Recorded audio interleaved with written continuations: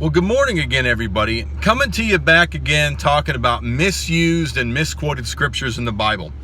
Another big one is coming from John 10:10, where it says, "The thief comes to steal, kill, and destroy, but I have come to give you life and life more abundantly." Okay?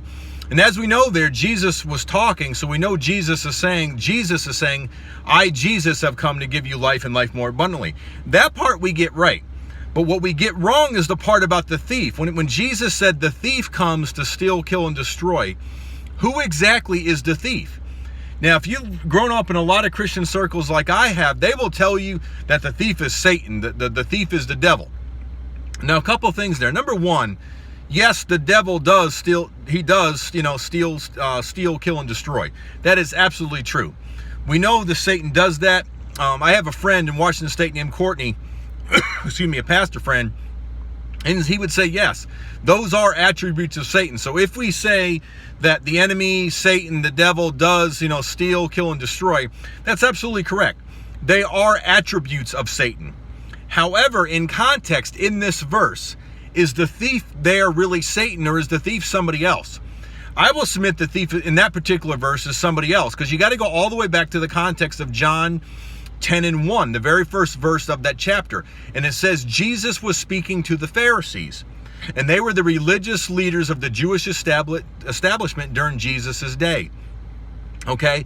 In the whole context there, Jesus was talking about basically strangers, and they listen to Jesus's voice and they will not listen to a stranger. And when they listen to Jesus's voice, he will give them salvation and give them, he will give them green pastures basically to eat from. So the context there is the voice of Jesus versus the voice of strangers. And the voice of strangers there are the false teachers, false prophets, and false leaders of Jesus's day. So just like my pastor friend Courtney said, this is really not a Satan passage. This is really a leadership passage. And Courtney, if you're watching, I could not agree more. I absolutely 1000% agree with you. In context here, Jesus is talking about himself versus false teachers, false leaders, and false prophets, and just false people, period.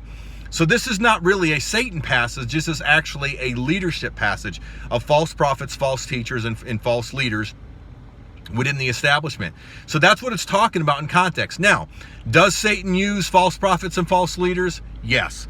And again, are the attributes of Satan stealing, killing, and destroying? Yes. So yes, those are attributes to describe Satan. I agree. But in context here, Jesus is talking about himself versus false leaders, false prophets, false leaders, things like that. So keep that in mind. And that's going to really help you too when you see a false prophet or a false leader or a false teacher. That's going to help you understand the voice of Jesus versus the voice of these false leaders.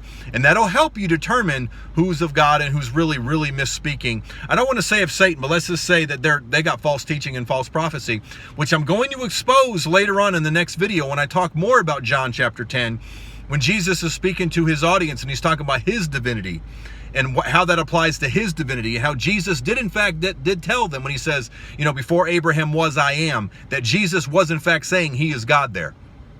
And we're going to talk about how a lot of false teachers have used that incorrectly to propagate their false teaching and false doctrine. So we're going to talk about that in my next video. But for right now, the beginning part of that, stealing, killing, and destroying, in that particular context, Jesus is talking about himself versus false prophets, false teachers, and false leaders.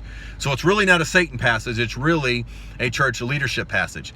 And saints, this is one of the keys you got to do when doing biblical interpretation. We are not allowed to take something foreign and then infuse it into the text and then say, this is what the text is saying. In this particular case, in any case, you have to deal with what is actually there. Nowhere in this chapter is Satan ever actually mentioned. So to say it's the devil and say it's Satan is infusing that into the text and then saying this is who Jesus is talking about. Well, his audience there were the false leaders and false teachers of his day, because he was speaking to the Pharisees. That was his audience. So again, stealing, killing, destroying, they are attributes of Satan, but nowhere in this verse is Satan actually mentioned. So we're taking something foreign and then infusing it into the text. Saints, when we read scripture, we are not allowed to do that. That's really bad biblical interpretation. So please don't ever do that. Don't ever take something foreign and then infuse it into the text, because if so, then you're going to have misinterpretation like we have here today. With that being said, chew on that, continue to meditate on that. Until next time, God bless.